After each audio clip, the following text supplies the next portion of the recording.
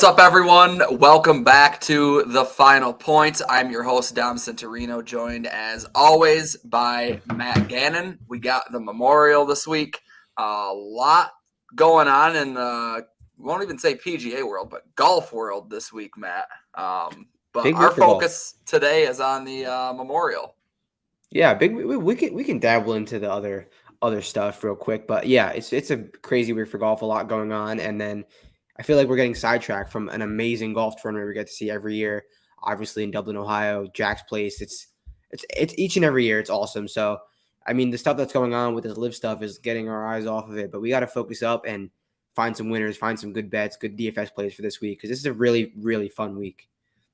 Yeah, it is. It always is, and some renovations on the course. Obviously, the last couple of years, I think 2020, they just completely ripped up the course as they were playing the back nine. But see it play a little bit longer.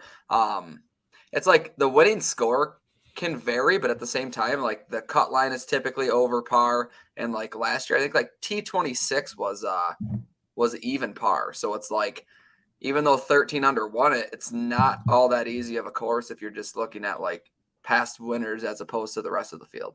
No, you gotta have all four facets of your game firing, which is like why you can't really make it's hard. It's gonna be easy to make a case for any of these top guys when we get into it, but you gotta have all of your game going at 100%. You can't slack and you can't miss the fairways. You can't have a bad iron week. If you can't chip, you're beat. You can't putt, you're beat. You gotta have Yep. it's like a major. So you gotta be all the way complete. It's why it's a great tournament. Yeah, it is. Like you said, it always is. What are you looking at from a stat perspective? I know you said all four facets of your game, but is there anything specific that you're looking at that you wouldn't typically in a normal week? Um, I'm a little similar to the PGA Championship.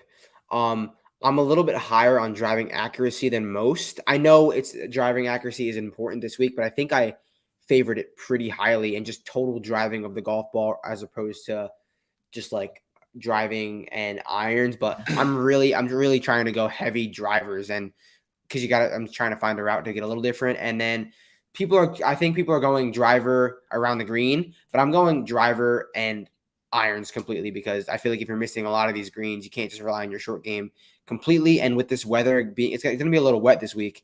And I think it's Yeah. going to kind of negate some of the around the green play and make it a softer golf course. And these iron players could succeed. Yeah. So believe it or not, I am baking scrambling into my model this week. Yeah, I did too. I did too for sure.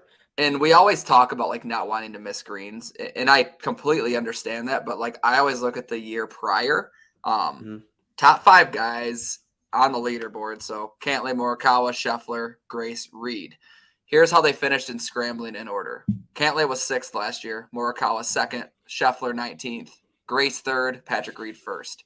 So four of the five finished inside the top six, and that scrambling doesn't exactly mean that like leading the field and scrambling, you could be 3 for 3 if you miss 3 greens. You know what I mean? But if you get Right. to like, you're not going to win the event and finish top 5 in scrambling if you miss 30 greens. Like 30 for Exactly. 30 is not going to be good enough unless you're chipping them in. So Exactly. being able to save par, I think that's what it kind of goes towards. Like I always do scrambling rather than around the green. No reason at all, but Yeah. just having the ability to get up and down in a place like this, like Murfield Village. It's one thing that did kind of stick out to me because typically, like the top of the leaderboard, you don't see a whole lot of scrambling guys towards the top. But Yeah, I didn't like totally like negate around the green, but I did right, put it in heavier than I would in a normal week. But like I said right when we started, you're gonna need to have all four parts of your game. You're gonna miss greens; it's inevitable, and these aren't easy chipping areas. These aren't easy. The rough around this place is absurd. I saw a PJ Tour posted a video yesterday of all the guys around missing greens and just chipping into the water, stuff like that. I remember yep, last year I had Colin Morikawa to win this event. Obviously lost in a playoff, and on Sunday or Saturday, late Saturday, he totally whiffed on a chip. Like you don't yeah. just do that. These guys don't do that. It's because these around the green lives they're going to be crazy. The rough is very big, very tall. It's going to be tough. So you got to be a good around the green player to succeed here. Yeah, absolutely. So another thing, par fours, 450 to 500, something that I'm looking at a little bit, as well as the par fives from 550 to 600. So the fives is where you're going to have to do your scoring. Like Yeah. if you're not playing them under par and like mixing an eagle in there one of these days, like you're just going to fall behind. You can't be parring these fives. You can't put yourself in bad spots on these par fives, and that's how you get to 12 under. That's how you get to 15 under here. There's really no other path to doing that. Yeah, I totally agree. You got to get these par fives. You can't miss them. Like you said, the winners here have been top five in these par fives every single year. So yeah, I'm very heavy on that par five as well. All right, then real quick before we get into the pricing, what's your take on the Live Tour? Go for it. Do what you want to do. Yes. You're your own entity. You're your own business. You want to make more money. You go play wherever you want to play. They're offering you X amount of dollars. You take it. No one should care what you're doing. It's no one. We're not Dustin Johnson's parents. No.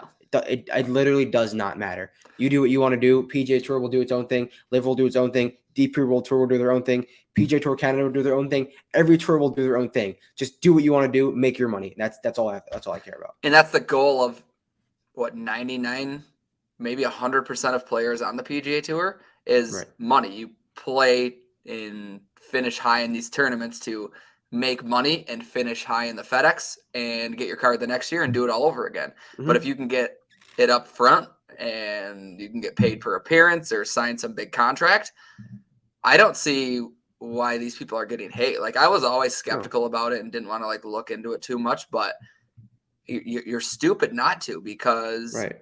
anything can go wrong. Look at Spieth a year ago, 2 years ago, like when he was really struggling. Not to say that everyone expected for him to be back here, but say Ricky Fowler loses his card, like why Tommy would you? Fleetwood. Exactly. You can. It's possible. You can be a top 5, 10 golfer in the world and completely lose your card. So why not go get something guaranteed? It's the same way that I look at these like NFL contracts. Like, why would this guy go play there? You look at the guaranteed money, and it's like, why would he not?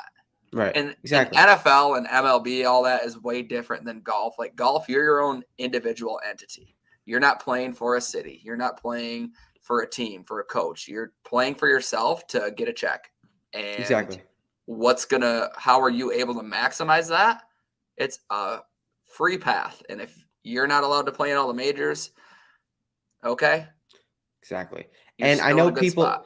I know people are the only thing against it is where the money is coming from, but every single major sports league gets money from places that you probably personally or anyone, not saying you, anyone who thinks the same wouldn't probably like. No. So if you look into any major sports league, they're getting money from similar to the same places. And the first time a 22, 23-year-old kid on the Live Tour wins one of these events, win $5 million, and his life is changed, and there's an amazing story behind it, everyone's narrative on the league will change. I think they're doing awesome things, giving other people opportunities, and they got some names to help boost that. So I'm excited to see it going. Obviously starts, I think, 8th in London, gotten a few events in by me. It should be exciting. I hope it works out well for them. Yeah, 100% agree. So all that aside, hopefully we get DFS contests down the road. If it ends up doing anything, we still have yet to see. But let's get into the pricing here. At Memorial, starting off with the 10K range, John Rahm, 11-1, Rory McIlroy, 10-9, Patrick Cantlay, Colin Morikawa, and Xander Schauffele round out the 10K range. Didn't touch on it earlier, but everybody knows about the whole Rahm thing last year. Would have been a back-to-back winner, and I truly believe that. Like, I don't think Rahm would have choked away 6 strokes. So, obviously, has a really good feel for this place. Understandable why he's at 11-1. Rory, I feel like this price is more a form, and I'm buying into it. It just really depends on my build, because I feel like you can get some value down a little bit further. The only like real fade that I have in this range is Cantlay, which shouldn't come to a surprise for you, because I feel like I fade Cantlay always, but like Right. I don't know. This is Cantlay's place. It is his place, Yeah. and I just don't love the price with what you're getting. Like losing strokes on approach as much as he has over the last 2-3 months, Right. I feel like he's not the same player that he has been heading into this event. If he's 10K flat, it's a different story.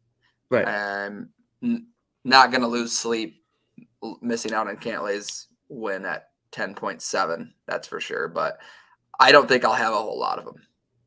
No, yeah, I agree with you. But at the end of the day, you can go with any 5 of these guys. You can make an excellent case for any 5 of these You guys. can. These are some of the best, obviously the best players in the world. And at this point in the 10K range, you're picking hairs. You're taking a stance and choosing because you can, like I said, you can make a case for anyone. No one's going to argue you. It's just like it's golf. Crazy stuff happens. You're gambling. You have to hope that one of these guys beats the other one of these guys. Like maybe next, like if they play the same tournament next week, you get a completely different result. It's luck. You got to make a case and go with who you think. Go with your gut. So no one's going to argue with anyone. My favorite guy in this range. Well, I mean, I wouldn't say favorite.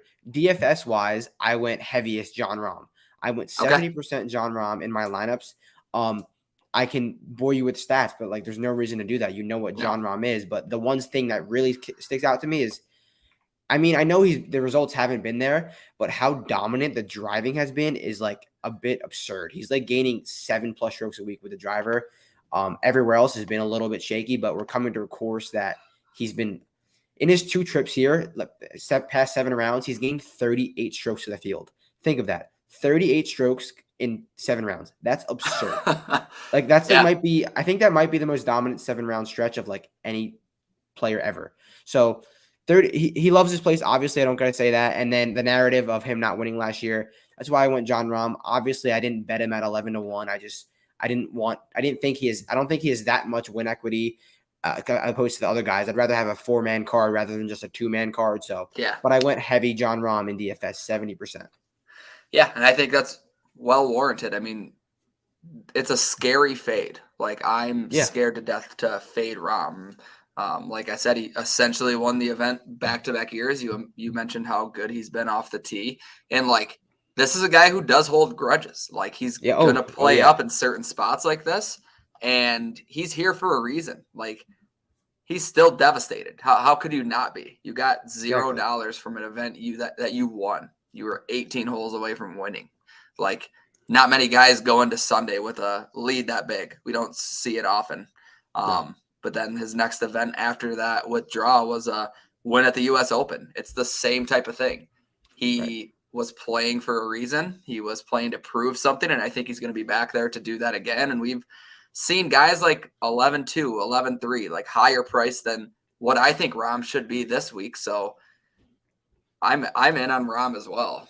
Yeah, and we did this show every week. I've always been off the top guy, and quite honestly has been burning me. So hopefully, we'll recover this week, and I'll be right on top guy. But I do like John Rahm a lot. I think he's a great play. I'm going 70%, and then who's your next highest guy? If you said you haven't made too many lineups yet, but you think Rahm's gonna be your highest guy? I think Rahm will be my highest guy. Morikawa is going to be right there with him. Mm-hmm. I really like what Morikawa was able to do last week in his T40 at the Charles Schwab. He was 7th in the field in strokes gained approach, number 1 in proximity from 150 to 175 yards, which I kind of tracked some rounds and shots last year, and a lot of them are going to come in that little range. Like a lot of these tougher par 4s, you're going to have to hit something from 150 to 175, and seeing Morikawa do that at the highest clip and finishing outside of the top 35 last week says something to me. I think Morikawa at 10-4 is very affordable. It's a good price.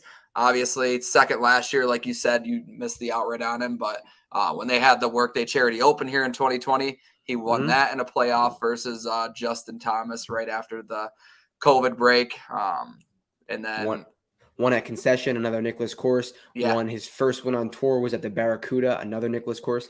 It's not a coincidence. I wouldn't think like these courses that favor a fader of the golf ball. Colin Morikawa's eyes are going to light up. And I was watching Colin. I've actually bet him the last 2 weeks and this week. He's my first bet this week. I got him at 24-1, I believe, which is a great number. Yeah. And watching him the last 2 weeks because I bet him. Obviously, the putting has been bad, but like that's Colin Morikawa. You get that.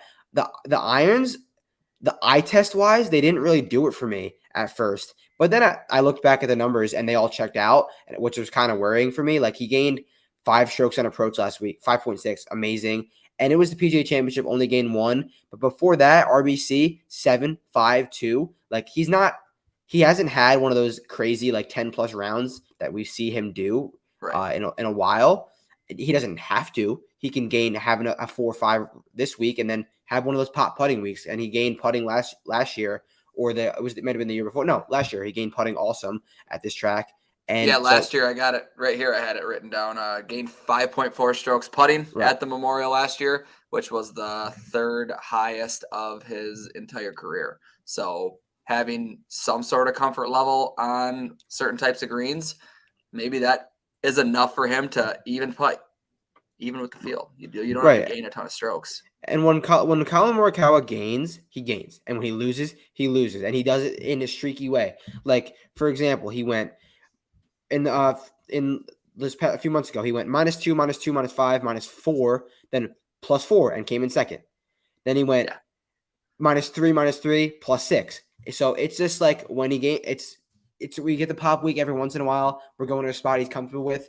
You're betting on will his putter pop, because we know what the rest of the game is. So I do like Colin Morikawa. I didn't go with him heavy because I went so heavy Jon Rahm. I have, I think, 15 or 10% of Colin Morikawa. I matched the field. I do believe he's going to be the heaviest owned guy in this range. Well warranted. If you're going to go Morikawa, I would load up. So I think I just matched the field on Morikawa just because I bet him. I'm going to root for him. I don't want to fully fade him. But the next highest guy I went 35% Xander Schauffele. Okay. And I used to be a bigger Xander guy. And then this past year, he kind of really upset me. Like from like Torrey Pines to like now, he's kind of upset me, obviously, because we always love Xander Schauffele. Like ceiling's there, like the game's all there. And then he just disappoints. But he modeled out for me decent this week. And I love the way his obviously great course history. And I love the vibes he's got right now. His recent form is really good, and the red putter's back, which is huge for me. I like those little narrative things. He went with a different putter, which was actually I heard it was the same putter but just a different color, and he was just objectively putting bad. Went back to the red putter. Now he's doing good. So we've seen some breakthrough wins here at Murrayfield Village. So hopefully Xander Schauffele can get his breakthrough win here, because he was my second bet at 24-1 as well. I love the 20 range this week. So I love Xander. He was my second owned guy in this range at 30 or 35%. So, and then I didn't touch the other two. Okay. That's fair. I like Xander a lot as well. Scared of Rory. T14 or better in all 4 attempts here, if you count the workday. So clearly has a feel for this place. And I mean, sure, you can't really pay 10-2 and just expect a top 15. Like, is it good enough? Maybe. Like, you could maybe get there, but you're buying the fact that he's learned something over the 3 years and he's slowly getting better at this course. And I think Xander's a really interesting play. So I think it's going to be Rahm, Morikawa, and Xander. Same. I really like Rory this week. I do too. I don't know how much I can get to him with Rahm being only $200 more. I'm just actively scared of Rory. Yeah. My last decision was, for the betting card wise, was like it was Morikawa, Xander, and my third guy, or it was Morikawa, Rory. Like that's it. And at the end of the day, I was like, I'd rather have more bullets, but I like really, really wanted to go to Rory because I couldn't bet them all because of Rory's odds were what they were. But there's no argument against Rory. He's coming in with some of the best form of his career. He's had past success here. I think the course sets up for amazing. It's like, and I can't even play him in DFS because I went so heavy with Rahm. So it's tough. It's tough. Maybe I'll sprinkle a little bit on Rory first round leader as a life hedge for me. That's actually came through for me recently. So I might just do that. But I can't get through Rory anywhere because of the price point and the odds, and I'm actively scared. Like I am actively scared of Rory this week. And that's why they're priced up in this range. But you have to make cut your decisions. ties, and yeah, like we said all year, make decisions. So that does it for me for the 10K range. Pretty straightforward. Let's move on to the nines. So the 9K range is very interesting. It starts off with Cam Smith at 9.9, followed by Jordan Spieth, Will Zalatoris, Victor Hovland, Hideki Matsuyama, Matthew Fitzpatrick, and Shane Lowry. I think I'm going to your guy this week here, actually. William Z. My favorite golfer of all time. Your favorite golfer of all time. 9.4 is a very good price for Zalatoris compared to what we've seen, I feel like. I was off him last week after the PGA on him here at the Memorial. He played it one time when he was an amateur. Gained a lot of strokes on approach, but did absolutely nothing outside of that. So very on brand for him, but kind of looked at like a lot of different things, like longer courses, longer par 72s, guys who are strong when the rough is a little longer, a little thicker. And over the last 2 seasons, Zalatoris is number 1 in strokes gained approach on courses with thicker rough. And you talked about it at the top of the show. You're going to see that. And I don't think if he's missing fairways, which I don't expect him to be doing a whole lot of, you're going to be chipping out of this. You're going to have to be pitching some out of the thicker rough, and he clearly has a feel for it. You don't rank number 1 out of 120 guys over the last 2 seasons by getting lucky. So I'm on Zalatoris as my second guy in a lot of spots. Yeah, this is the chalk range. I do like Zalatoris as well this week. He modeled out for me decent. Obviously, the stats are amazing. Why wouldn't he? Sadly, I'm going to be fading him in DFS, which hurts my heart because you know how much I love him. But at 20% owned, I'm seeing I like guys who have played this course before. This isn't a straightforward golf course. This is there's some intricacies here, and this is not like an easy course.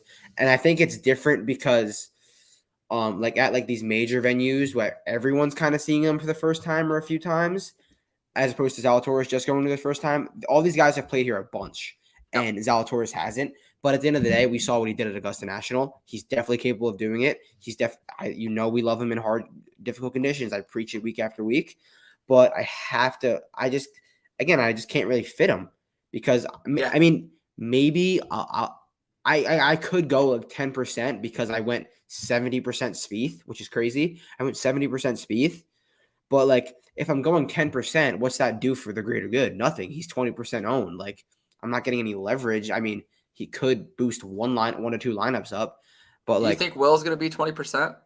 That's what I'm seeing. Are you seeing anything different? Seeing like a touch over 10. Okay, I mean 13. I mean I'm looking at a 15 and a 12. Projections. I'm seeing 20 where I'm looking, and who knows where it'll come in. But the only reason I don't think it will get to 20 is because people are so hard on people after a miscut and no course history. Yeah. Like people are so quick to say, "Oh, he missed the cut last week. Oh, he's never made a cut here." Well, people are going to go because people aren't going to go to Cam Smith. No. Like Jordan, like maybe, and then people are going to go to Victor. I think Victor should be chalky just because of the price point. Victor scares me.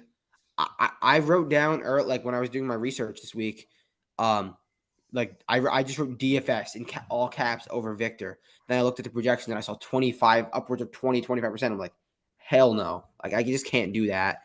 And I've made the case for him over the last couple of weeks and kind of said, like, let's overlook the around the green thing. Victor's not bad by any means when it comes to approach when the rough gets longer. It's actually second in that time frame, but I just feel like his tournament history, having 2 finishes outside the top like 45 or something, combined with like the way that he's been playing, like he hasn't had everything in quite some time, like a month or two. He hasn't had everything going for him, and 9.3 is about as good as the prices we've seen in maybe this year. People are going to go to that, and people are going to go to Lowry at 9. Like, so I think that no one's gonna really take that 9-9 Cam Smith with the history. No. We know he can turn it on at any point, and like he definitely could. Yeah. But and then the loaded 10K range, people are gonna skip down to. I think people are gonna start with like 9-4 because I don't think people see this as a Jordan course. I love Jordan here. I bet he's my third. He's my final bet in this 20 range, 25. Got him 25-1. I think he is awesome. He's never really been in contention, but he's got decent finishes here, and he's played here a bunch, and the form is amazing. So I went to Jordan, and I went with him heavy DFS, and I think I'm gonna have. He shouldn't be too heavy. I don't think he'll be too heavily owned. I'm seeing like No, I don't 15 to think so. 18. Well, that's fine. And I went 70%. Like I want to have a really, really tight core. I want a really tight core. So I want heavy Jordan Spieth. I could knock a little bit of that off and go to Zal just because like I could see it. But besides that, no one really else in this range does it for me. And this range is so chalky. This is like where all the ownership's going to come from, I It feel is. like. So I went with one guy. And like even my pivots, I didn't really take any pivots yet in this range because I just like a lot of lineups I started a few like a majority of them Rom Spieth, a few Rom Shoffley, and like a few Colin Shoffley. So you can double 10. If you double 10 it, you can't go here. So, and that's some people might do that. I don't know. This range is tough and it's so chalky. My ties are Jordan Spieth heavy. He's my guy in this range. If I had to pick a second, it'd be Zal, and maybe I'll get there with a smidge, especially if you're seeing 10 to 15%, because I can't do 20%. Yeah. Yeah, I couldn't do a 20% Zal either, I don't think. But we'll see tomorrow once it all goes down. I haven't really sold myself on Lowry. Like I can clearly do that with Yeah, ease, but at the same time, I don't know if this is the spot for him. I know he had the good finish here last year, missed the cut the year prior. The price is affordable. price is what Uh, it is. it's extremely fair. Like he shouldn't be above or No, below anyone really. I don't think. Um, but like he doesn't do anything poorly that I'm looking at. no. So I can't really cross him out, but at the same time, I just don't know how much I'm going to get to him. Well, I mean, this form is like really, really good, but we might have missed the peak, which is like whatever. Might have missed the peak of the form, It's but always a worry. you could make a case that we didn't. And at 9K, that's why he might be the highest owned guy in this range just because of the price point and Yeah. the form plus the result last year. I'm off of it just because I don't want to go with a 25% Shane Lowry in this field. This is an elite field, so yeah, I'm off of that. And especially what I did up top. I like the top a lot. So Yeah, I guess it come depends on your Spieth. build because, like, Yeah, do I think Lowry's going to finish top 20? Yeah, yeah, I do. It's a tough course. Like, I think he could play all 4 rounds at 1 under, 2 under, and finish T18 and move on. Like, that's possible. He kind of hovered. I feel like he had a very poor PGA Championship and still finished inside the top 25. yeah. It's just I agree. that's just what he does. He kind of puts his head Grinder. down and does his thing. I don't think this is the event he wins, but No. I mean, it probably will be since it's the week that I'm not fully on him. Yeah. So, I mean, it's another decision. This is another range with decisions. You're gonna have to go tough. I think Decky and Fitz I'm seeing as the least owned probably in this group. Decky might be sneaky. Decky's always sneaky, but like ownership wise, and he makes a lot of sense. Obviously, he's won this event. Matt Fitz, I think he's in for a bad week. He hasn't had one in a while, and I think if this golf course, if it rains a lot and it gets really soft, I think that hurts him a lot. So we'll see how that Yeah, happens. And I like him in very windy conditions and tough. Obviously, this is a tough track, but the softer tracks, I think that bodes to Decky big time. So maybe I can sell myself in a little Decky, get yeah, get long him to irons, yeah 150 to 200 range. Some of these longer second shot in on the par fives, like I Yeah, could talk knock some myself of that into speed. Decky, but he's just never that attractive. They put DraftKings like strategically places him in the worst spot to want to put him in your lineup. I feel like Yeah, I can't I agree. remember the last time I was like, this is a great price for Hideki. I don't think this is a bad price though, I don't either. but it's fair. I don't know. We'll see. I'm seeing him like 15. I can get there. I can get like maybe I feel like 10% Hideki, knock some of that Spieth ownership off. Because I'm like on the edge with Spieth. And I don't know if that's the best route to go because we know how it can be with him. 70% Spieth is a lot. So maybe we'll see. That's I what you have could is 70% speed. yeah, I'm still rocking this 20 lineup thing. And I went 70% Rom and then 70% Spieth. And You said 35 Xander. So do you have any 35 with Xander. all three of them? Do Rom, Spieth, And Xander. and Xander? No, I couldn't do that. I mean, I could. I've had like 3 6K guys, but no. But just about everyone has two of those three. Right. Okay. I like that. I Yeah. like that. Take a stand on your guys up top and go from there, mix and match them. When you're doing the 20 lineup thing, let me just ask you this quick. Are you doing all one tournament? Okay. Yeah, it's the 20 max $4, I think. Okay. Fair So, enough. and Okay. it's tough. So there's a lot of people in it, and if you don't have a tight core, you're kind of beat. And if you got to be, your core's got to hit, and the pivots have to be there for you. Because if you're really spread out, I mean, this is in every contest. You're really spread out. You might have one or two lineups that fly, but I've known from doing this, like I've gone some weeks where my core is literally one core lineup, then pivots off of that, and I've like had like 16 out of 20 like in the cash. And then there's weeks where I'm a little bit too spread out. I made 2 core lineups and I have like 3 barely in the cash. So I'm gonna go a tighter core this week. Okay. Ready to move on to the eights? Yeah, let's rock. All right. Big range, big range. Big range. So I'm not going to read them all out since everyone can see it. But really quick going through it. Here's my guys. Yeah. Sung J M, Corey Connors, and then Berger and Cam Young on Okay. the next level. So Sung J did a lot of good things last week.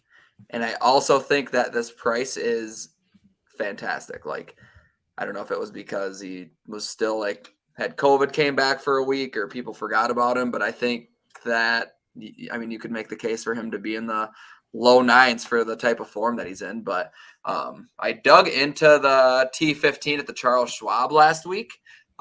Didn't have his putter, and maybe that's a trend that I have to start breaking is like guys who are doing everything but putting, because it seems like I get myself there on some of these guys every week. But And then they never putt. yeah, par 4 from 450 to 500 yards.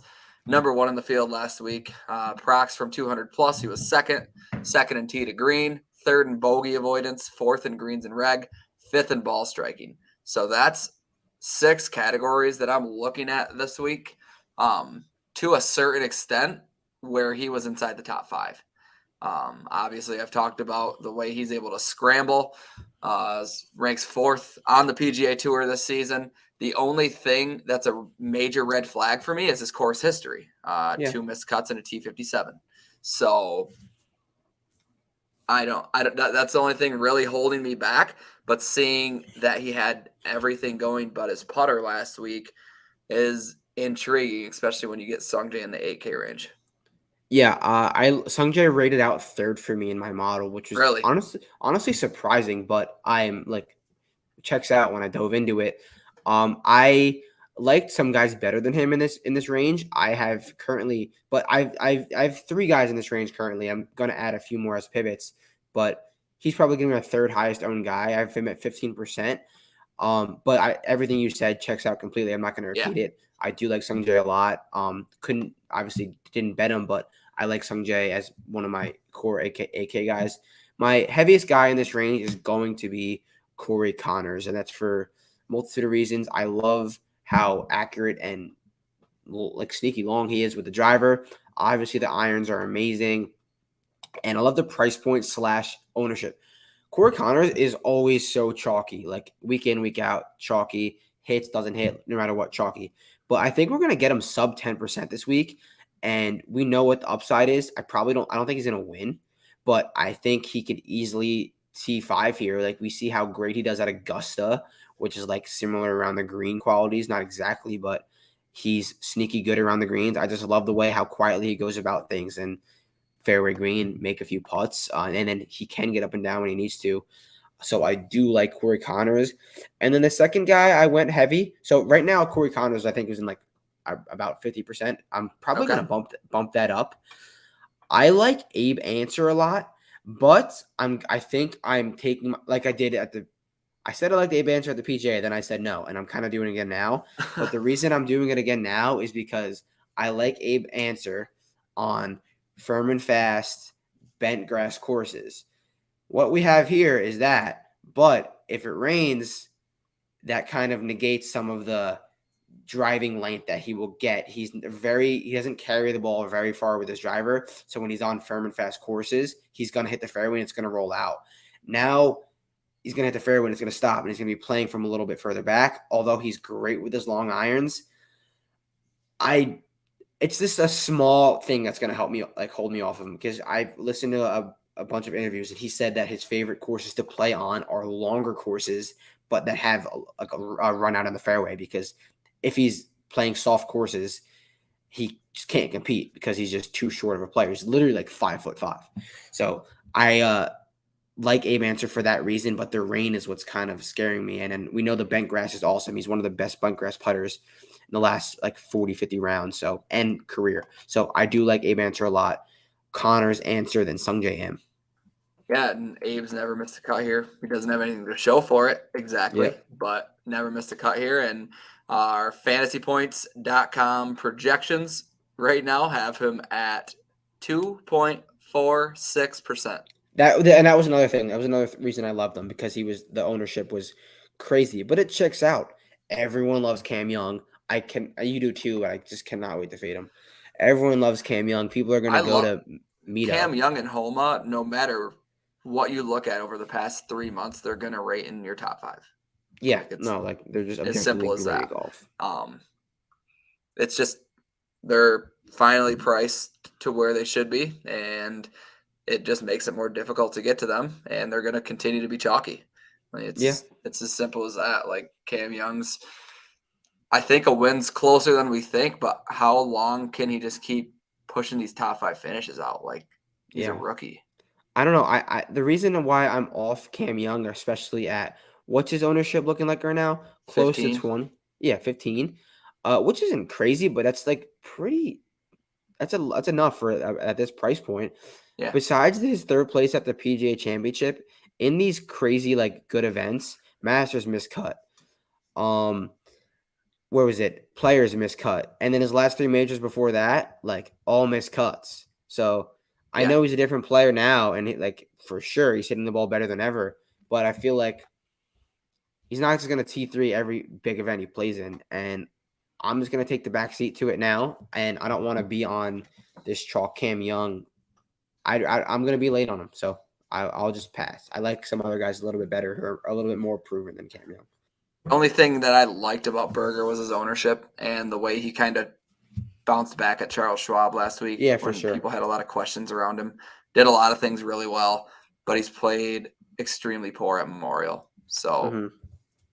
it's understandable the mix of questioning where his health is at. If you still want to get there, I'm not doing that anymore. And then course history, like I mentioned. So that's why Berger is going to be 5, 6, 7% owned. I don't think he's cheap enough to be able to take an ownership stand on him, Mm-hmm. but I do like him. I like him quite a bit this week. Yeah, we talked about like how like scary Burger's irons have been, but he hit him well at Charles Schwab, which is a It was great good to sign to see. see. I need to see something from Burger soon because I just love him at St. Andrews. I really do. So I need to see a little bit more soon because I'm gonna pass on him this week. Yeah. I'm gonna wait and see. I'm not gonna try to jump the boat on Berger. So I'm gonna wait and see. Show me something with like a few 4 straight weeks gaining with your irons because that's what you are, Daniel Berger. And then we know the scrambling is going to be there. So I'm waiting. I want to see something before St. Andrews because I want to bet him. And the number keeps getting. I was going to bet it at 40 like 3 months ago, and I'm happy I didn't now because they're already down to like 65, and it might get even higher. So I like Berger there. I don't know why I just giving my Berger St. Andrews take, but I just want to see a little bit more before I bet him You anywhere. know who I'm saving for St. Andrews? Jordan Spieth. Shane. Shane. Okay. No argument there. I've been waiting. I think Bryson. that's the win. Bryson might actually win at St. Andrews Yeah. if it's not windy. Speaking of Bryson, ready to get down into the 7K range?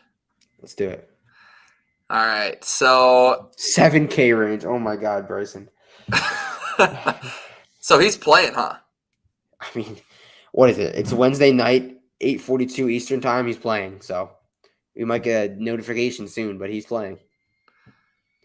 That's what I mean, he hasn't really crossed my mind, but 1.3% Bryson at $7,800 is Oh, he's in a lineup. You already know he's in a lineup. you had him on And your core when he withdrew a couple weeks ago and you had to take him off. You had him on the yeah, staff picks, which was a fantastic number, mind you. yeah, I was like 130 that week, but Yeah. I mean, it doesn't matter if he didn't win, we never even played. Didn't But play. yeah, He didn't have a chance to win, Matt. no, Don't beat yourself up on right. that one. Yeah, Bryson. What do we want to say about Bryson? He won here before. He has the ability to bomb this place, and I just don't think he has the tournament not experience, but he hasn't played a competitive tournament in how many weeks? So that's a real thing. Like that, you can't just play when you want to play and just be like, okay, I'm ready to win. He hasn't had a Sunday sweat in a while. He can be awesome, but when the time comes, I don't think he's gonna win. But $7,800, 1%, sign me up. Bryson DeChambeau. We know what Yeah. the ceiling is.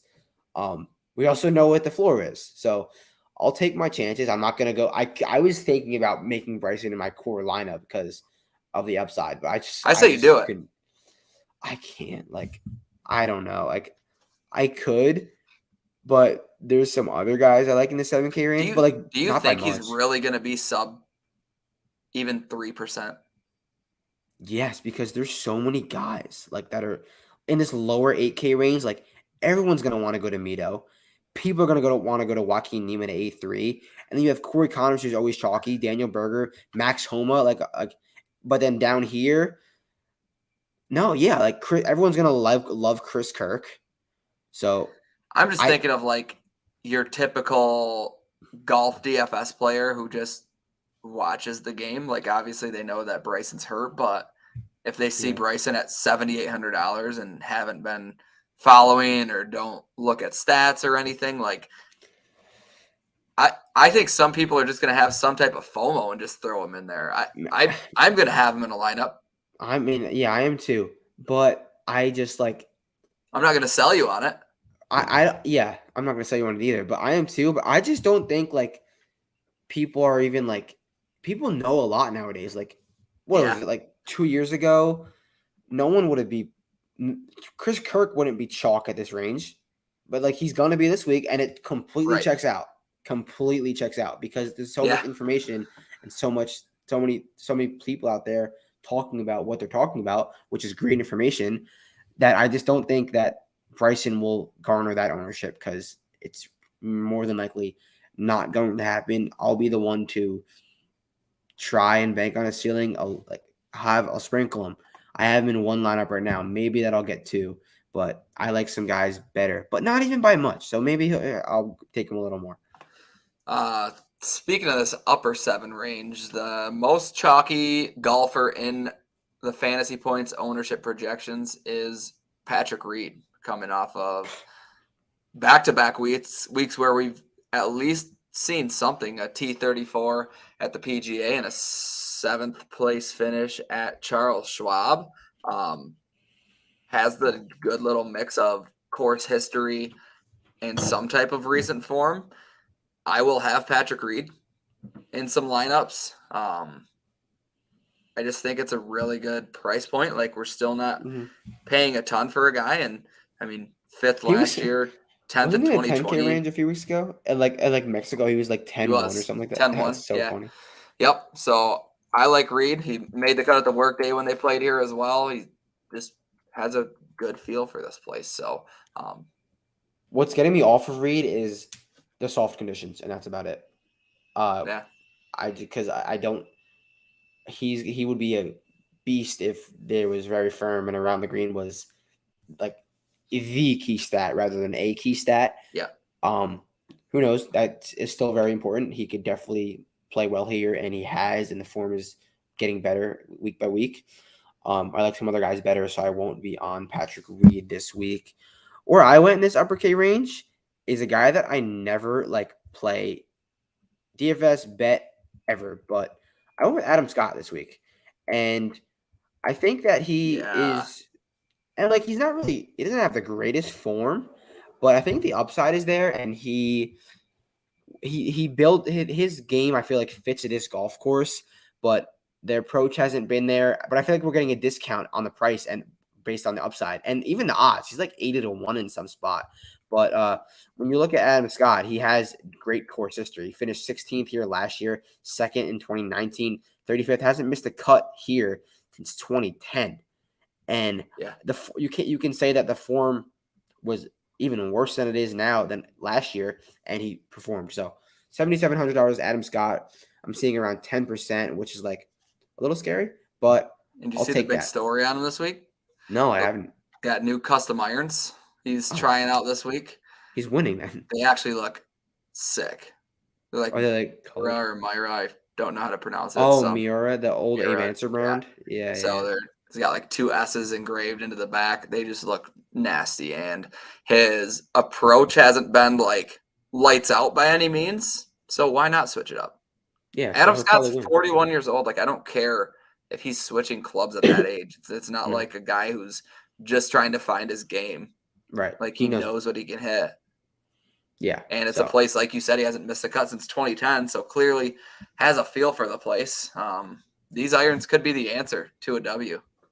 oh, speaking on equipment change, Jordan Spieth changed his putter, so I couldn't not Thank bet God. it because he's been missing 4 footers at will. So hopefully that boosts him up. But yeah, Adam Scott is one of my heavier guys in this upper 7K range. Besides that, I didn't really. He's going to be my heavy guy. Then my second heavy guy in the mid 7 range is our favorite golfer, Cameron Tringale, and I am the Cameron Tringale Whisperer, as you guys know. Fairway green two That's right. putt. That's Cameron Tringale. I like him on difficult tracks, and that's what we're getting this week. So I like the price point. He's going to be like 0% owned. No one's really going to play Cameron Tringale because why would you? But I do like him this type of setup. Hit the fairway, hit a green with zero proximity, and two putt. That's what you're gonna get with Cameron Tringale. So I like it. My last guy in this range, not last guy, but middle. So I do have a lot of Scott, Patrick Reed. I like Gary Woodland Mm-hmm. quite a bit. Course history aspect, what he's been able to do this season.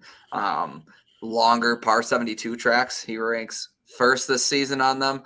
Over the last 2 seasons, he ranks fifth. So has a thing for it. His length off the tee, if it is softer conditions the first couple days, should be able to boost him a little bit at least. And $7,400 for Woodland is fair, but I think we're getting a very good price on him. Yeah, I totally agree. I like Woodland. Couldn't. I like some other guys better. I have no Woodland, but I definitely like where your head's at with that. Let me run this guy by you, Matt. The highest projected golfer on our fantasy points projections in the 7K range is 7.5K, Mr. Mark Leishman. He's gonna miss too many fairways, man. I They're a think he's little gonna. wider though. I know, but when he misses, and I think, and he's just inaccurate with the driver. I can't do Leishman here, but I kind of like where your head's at with that because if he has a accurate driving week, he could like T5, which is like Yeah. he can easily do. He does every once in a while, but and around, especially around the green too. I you're you're banking on some ceiling, but I think it's decent ceiling. Are you said you're going to him I'm not. or I was no? just looking at our projections and Oh yeah, throwing something out there, but I damn, could he's talk so myself highly into owned. him on the season. He rates out as my 25th golfer. Um, Top 10 in bogey avoidance and eagles gained and total short game, so Yeah, he can around the score. green plus putting. He's actually second in eagles gained over the last couple months in the entire field. So you talk about needing to score on these par fives. If you can do that, and like you said, if he's hitting fairways whatsoever, I He's an don't see issue. why he couldn't push his way up there. It's a good price. I actually overlooked him all week until I just saw that. Yeah, I definitely like Leishman for sure. So I guess he's not the BRB, I need best to go then. get water. I'm Yeah, so. you're good. One You're good. second. Leishman, outside of Mark Leishman, our PGA projections on fantasypoints.com have Tom Hoagie and Billy Horschel as the second and third guys in for the highest projected on DraftKings this week. Leishman's coming in at 12.52% on our projections, which it could probably just be a name thing at that point. So I could see him getting over 10%. I haven't heard a whole lot of Mark Leishman. Let's take a look at what he's been able to do at the Memorial over the years. A lot of made cuts for Mark Leishman at the Memorial. So that alone, just looking at said Matt, his ownership looks to be like 10 to 13%. We got him at 12.5. It's still sizably higher than anyone else in this range. He's got a By couple far. top five finishes here 2019, 2015. He had an 11th in 2016. So it's there. I mean, he's definitely making cuts, and at $7,500, you can't ask for a whole lot more. Yeah, no, I agree. I totally agree. So Just hopefully, if he drives the ball well, that's if you're taking Mark Leishman, check his driving statistics, and that will tell you how he's performing. I think they're going yeah, to directly correlate. it will. Aaron Wise, I think I'm not finally getting back to, but I faded him the last couple, and it's somewhat worked out. I mean, he hasn't broke through yet like I expect him to. But I like Wise this week. He's got a ninth place finish last year. These longer courses, he rated out well for me. Approach and long rough, difficult scoring courses, like everything Wise was popping up, and it seems like he does often for me. But um, I think this is a really good fit for Aaron Wise. I do. I He do. just It's a seems like a Memorial guy. Tita Green Fest. Yeah, that's what he does best. Um, I think I like Tringale more, especially at the ownership, but which is scary to say. But I'm just gonna be heavy. Like I said, I want a tight core. I'm gonna go heavy Scott, heavy Tringale. Then I went down to the bottom of the 7K range for a few lineups. Russell Knox, Brian Harmon, and Luke List, kind of interchangeable. I like them all equivalently. Okay. You're going. Yeah, I don't know if I can get back to Harmon this early. Yeah, We talked ourselves out of him, but then I was like laying in bed after the show last week, and I threw him in like one or two. I was like, he's right there, and I just feel like I never play him, and this and that. I'm gonna play Ricky again. Well, I'm going to tell you why I'm not going to play Ricky, and I was thinking about going to play Ricky. Ricky has a U.S. Open qualifier on Monday. I think he's going to miss the cut and just get ready for that. Does he? Back in Florida, yeah. Yeah, it's not the closest from. No, not the closest from Columbus, Ohio. So I feel like he's going to like. I mean, I don't think he's going to miss the cut on purpose. I feel like he's more focused on that though than winning this tournament because he could definitely qualify for the U.S. Open with a bunch of like AMs and lesser names than winning this big tournament. it's a big turnaround. Sunday to Big Monday, tournament. say he's in the mix on Sunday. I mean, you can also get into the U.S. Open that way. That's what I'm saying. I feel like I don't think he's not focused on this week, but Right. I think he has a better chance of just like not winning here. Don't you ever wonder, like, what are your intentions on playing in this? Like, is he going to kind of feel it out and see if he's had fantastic success at Mhm. Muirfield Village. So Right. if it's Like, he's clicking not gonna for not him, he's play. clearly going to buckle down and say, all right, I'm going to go get my Yeah. card back because I need it. Like, Yeah.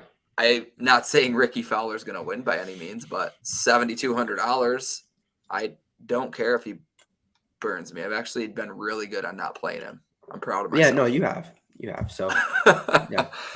Oh, Yeah, outside of that, going down yeah, a little I had bit, no one CT else besides. Pan burned me for a I while. know. Like, I threw a lot on that top 40, and I was like feeling good for a majority of the week. And then I checked in on Saturday, going downhill early, and then he ended up like 4 over on Saturday, and then just I think it Packed was it in. Packed it in. T58 or something. Like, there was a little bit there on Friday where I was like, oh, that top 40 card is locked. Like, I'm Locked. going to have to go down to the casino after work and cash that thing. Well, No it's big going in deal. my trash, actually. So, Yeah. not going back to CT Pan. I've seen some people like him. Speaking of golfers returning, we got Harris English back. Miscut. Nah, he might make the cut, but what are we gonna sell people in Harris English? The I ownership? could never sell myself on Harris English, really, because his price got so ridiculous for quite a while. Yeah.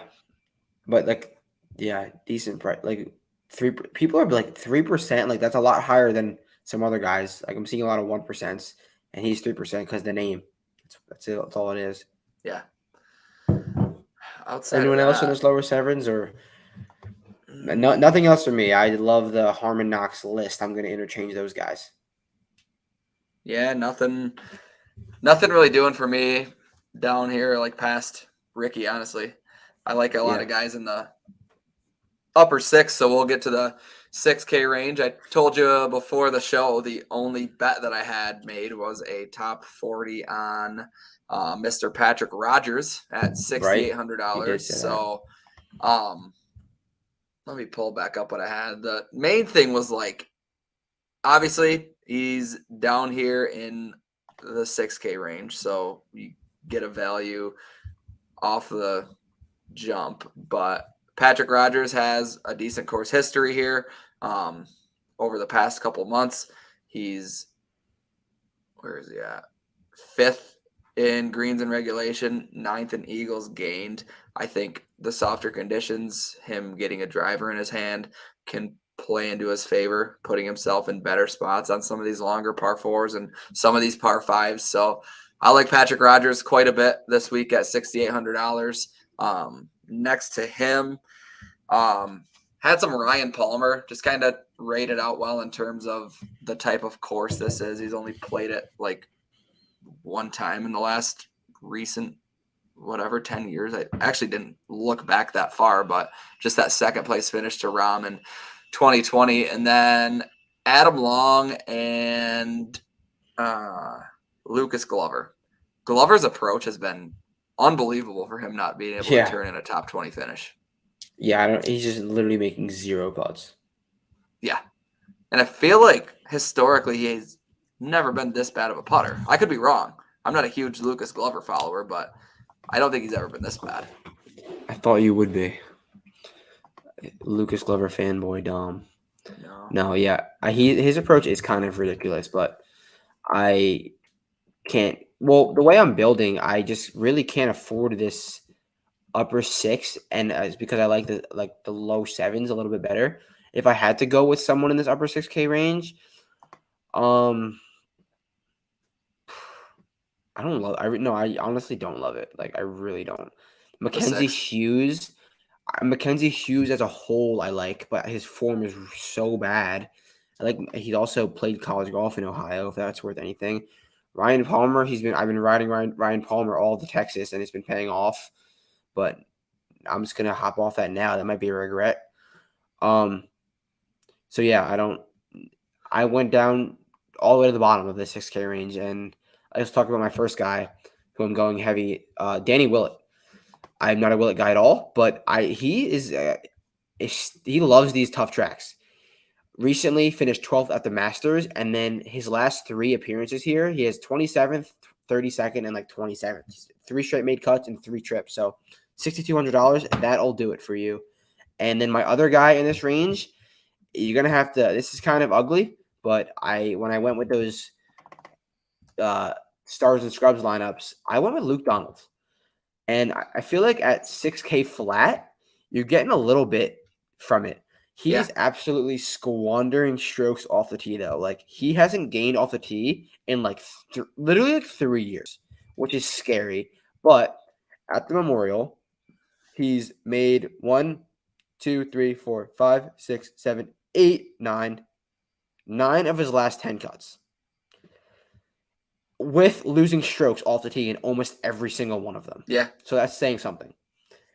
6K flat, some upside. His approach has been really kind of crazily good this year for some reason. He's found something with his irons with Luke Donald. So I'm going to go with that. Luke Donald, 6K flat as my two, like Donald and Willett as my two heavier guys in the lower 6K range. Donald popped up for me when I looked at approach out of the long rough over the last 2 seasons. He was in the top 10.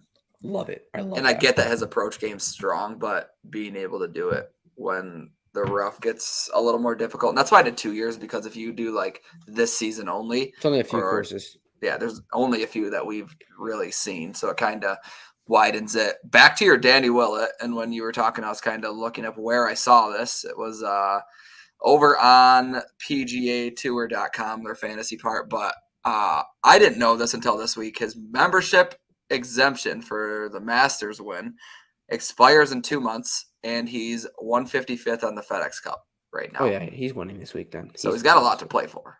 Yeah. He's been playing a lot in Europe, so who knows? I feel like if he doesn't, this is like boom or bust for Willett. If that's the case, like get your card or just pack it in and play it in Europe for good. So, yeah. Or go to live. He seems like a live guy. I feel like he would do that. He does seem like a live guy. Got a Masters win under his Dude, belt. He's got a lot to bring to the table. My hat tan line's ridiculous. A lot of golf. You got to take that off sometimes. I know. I feel too much golf. Actually, you can't really golf without a hat. That's just weird at that point. I've seen people do it, but there's something wrong with them. Yeah. Robert Rock on their Euro Tour golfs without a hat on. Ollie Snyder Jans. Ollie, yes. God, I miss him so much. Putts in the water at Waste Management. 6K outside of that, Charlie Hoffman showed a little bit of life. In Texas, though, it's different. It's different. But, right. In a place that he's absolutely crushed. Brandon Wu found his way back down here. Didn't take him very long. Apparently Justin Lauer's a Eagle stud, huh?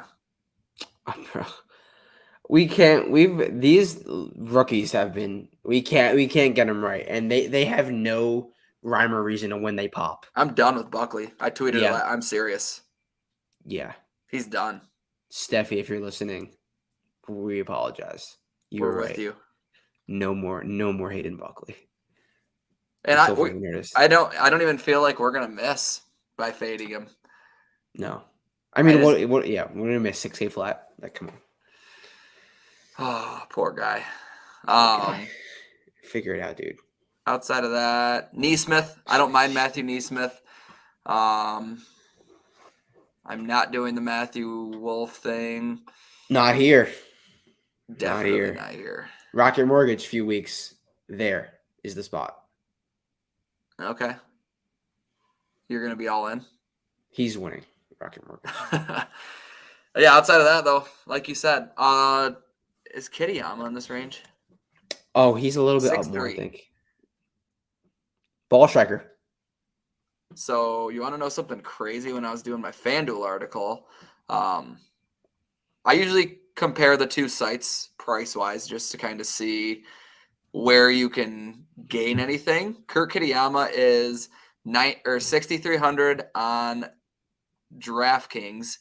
He's $9,100 on FanDuel. Do you know where that puts him? Right above guys like Aaron Wise, Gary Woodland, Alex Noren, and just below guys like Chris Kirk, Mark Leishman, Keegan Bradley. That is absurd. And if you want to talk price discrepancies, Go over to Yahoo. Who is? I don't know anyone that plays Yahoo. I get a free entry every week. I usually, if I remember, I'll not blanket and just throw something in there. You get some really good min price values on Yahoo. I actually am probably playing in the wrong spot. I should probably put money in Yahoo. And since this is a DFS show technically, and we're not sponsored by anyone, Yahoo has contests where they don't rake anything.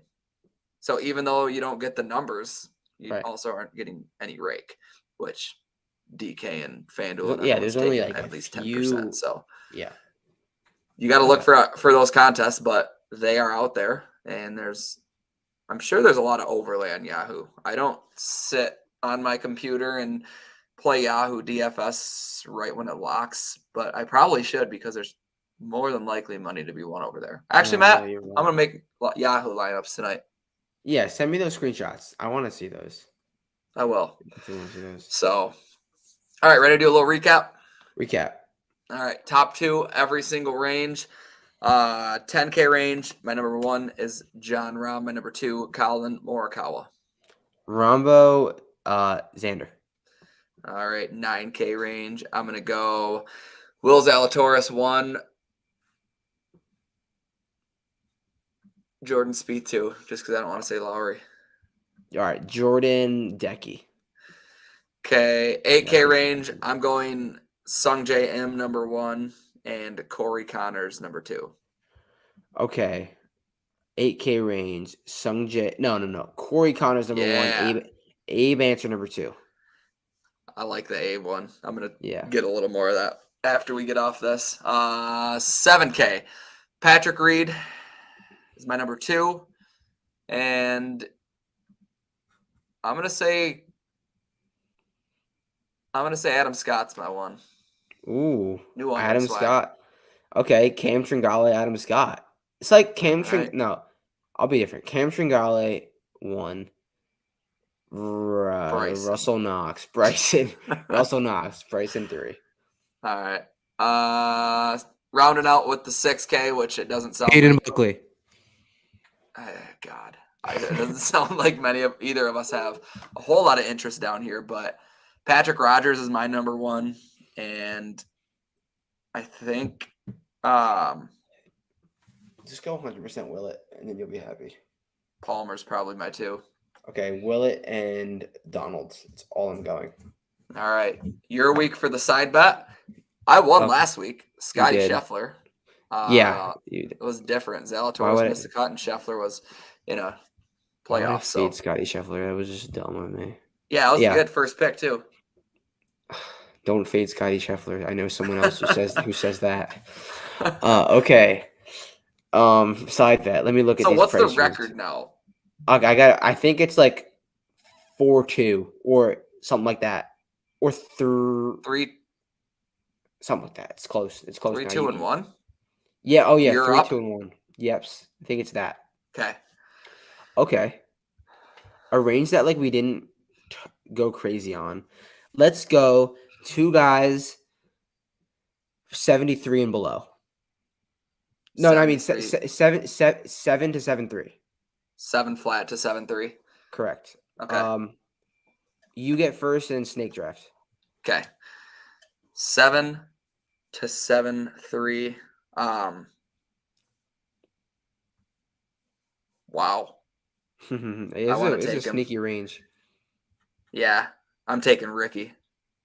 Wow. I know you weren't going to take him, but I'm doing it. All right. I'll just go with my guys. Brian Harmon. Put my money where my mouth is. Brian Harmon and Russell Knox. All right. I probably would have went Knox there, so nice snipe. Let's see. Let's go.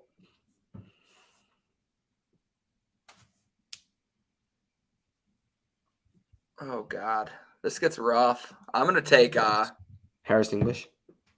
I wanted to just to be funny. I'll go Keith Mitchell. That's a good one. Don't you love like inside golf jokes? Like You just got to get it. And like when you're there, when you know it, it's hilarious. Like Harris English. It's funny. Yeah, Keith Mitchell, that's upside. And Ricky Fowler, that's upside. Studs. Okay, Brian Harmon, Keith, and Russ Knox versus Ricky Fowler and Keith Mitchell. done. We will see. Sold. So, all right, everyone. Thanks again for watching the final points. Don't forget to sub to fantasypoints.com. A lot of great stuff. We got the projections rolling for 3 weeks now. Just awesome to be able to reference the ownership projections right there. If you don't have access to any of them, Fantasy Points is your spot. Use my code Cinto22, or Matt, your code is Gannon22. Gannon22. Either or gets you 10% off. Very Mine affordable. gets you 11. So, all right, he's got me. Use his. But again, Matt, thanks for joining. Good luck this week. We'll see you next week. You too. Peace out.